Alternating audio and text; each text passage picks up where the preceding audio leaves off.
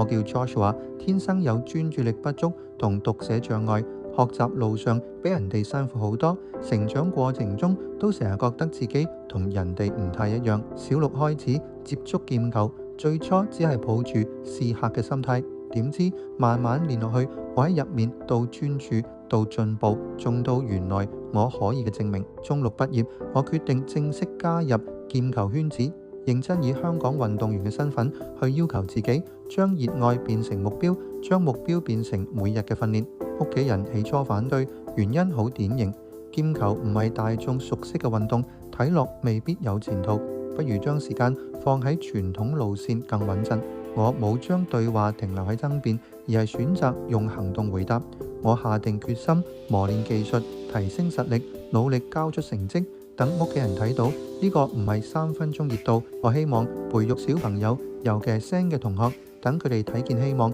亦都等家長多一份安心。小朋友嘅路唔止一條，慢慢行都可以行得好好。